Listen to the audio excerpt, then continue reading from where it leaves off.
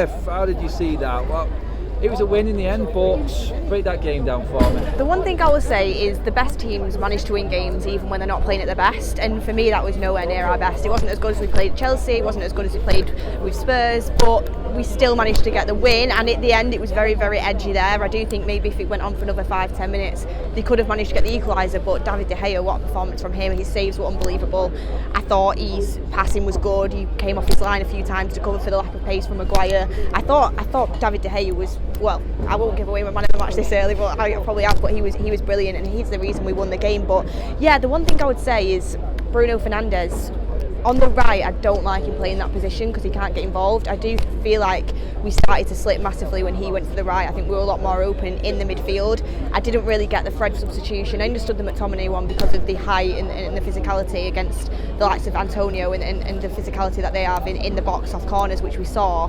But yeah, I don't like Bruno Fernandes going out to that right. I've decided it now because I've seen it a few times and I just don't think it's as effective. And then the game overall, the reason I think we maybe weren't as good as we've been the last two games is because Bruno wasn't as good as he's been the last couple of games. You could see at the end there when he went off, he seemed a little bit frustrated at himself. He wasn't really, really bad, but he was nowhere near the level that he has been and can be. And I think when he's poor, the team are a lot poorer. When he's good, we seem to be really, really good. So I think he's such a key figure in that team that when he has a bad day, the team seems to have a bad day. But at the end of the day, we got the goal and a brilliant header from Marcus Rashford, a great cross from Eriksen, and we managed to win the game.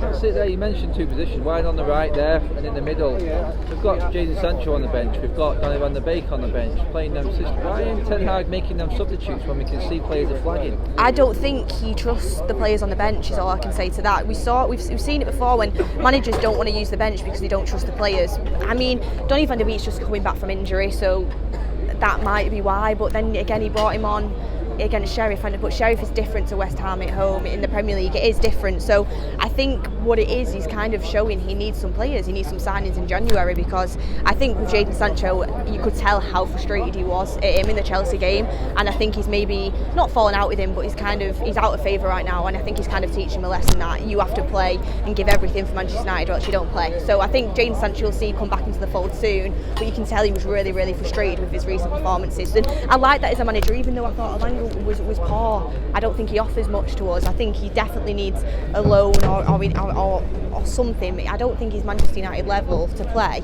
but I would have liked to see Garnacho, if I'm being honest, at least come on, but he clearly doesn't want to put him into a Premier League game yet. So I think it's about with Erik ten Hag, I think he needs more signings. He also needs to build trust with a few of these players, and I think it's crucial to kind of show players what you have to do to play for Manchester United, and that's probably what he's doing with Jadon Sancho. But there is some players that are stepping up, and Marcus Rashford, I think he's been brilliant recently. He's been getting chances, but he's not managed to put it in the back of the net.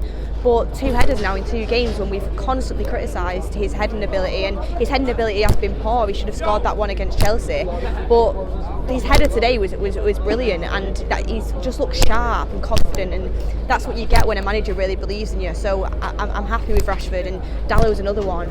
Again, his confidence and the amount of headers he cleared from that back post today was brilliant. His defensive abilities have come on leaps and bounds, and I think him even playing the inverted fullback role, he's doing really, really well. Luke Shaw playing really well, so there's Martinez playing really well, so there's certain players that are keeping this consistency, but a few players have dropped off, and that does need to be addressed. I'm going to ask you, like I've asked everyone so far there, Harry Maguire back in the team today, back as captain. Give me a rating on his performance. There were a few ums and ahs moments with him, but overall? For Harry coming back from injury and how poor his form was, I thought it was a good performance from him, and I thought his aerial ability shone through, and he helped us in that way. You could see his lack of pace at times, and Martinez did have to cover, or David De Gea had to cover, and you could tell that West Ham were targeting that right hand side, trying to put the ball over the top because of his pace. And usually you'd think you'd be targeting Martinez because of his height, but I think a lot of teams now have clocked on to how good Martinez is. You literally won't get anything out of him. He's an unbelievable player. I absolutely love him, but with Maguire you can get at his pace, so I think they were targeting that quite a lot, but I think he managed to do well. I'd give him, when we do the player ratings, I'd give him a 6. I thought he was decent. Yeah. Captaincy, I don't know. I mean, I would prefer Bruno to be captain, but if he's captain, he's captain at the end of the day. As long as he performs week in, week out, that's what the fans want to see. Yeah, before you go, Beth, man of the match, you did sort of give it away a little bit at the start. Are you sticking with David De Gea? No, yeah, I'm sticking with David De Gea. Some of them saves were brilliant, and no one can come for me in the comments saying I've got a De Gea agenda again, because when he plays well, I will say it, and he was really, really good, but Rashford was good too. Just what you can notice with the amount of games is the performance levels in the second half are dipping. You can see players are flagging, like you said, and substitutes need to be used, and that means we need a deeper squad. So hopefully we manage to get some players in January, because these games now are so important to solidify getting into that top four. I mean, you look at Liverpool dropping points again. Spurs easily could have dropped points yesterday. It's a shame they didn't, but they're not playing very well.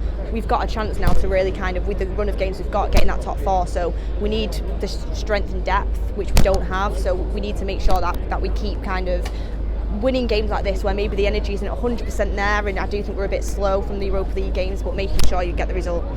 Beth, cheers for coming on. Yeah, thank you.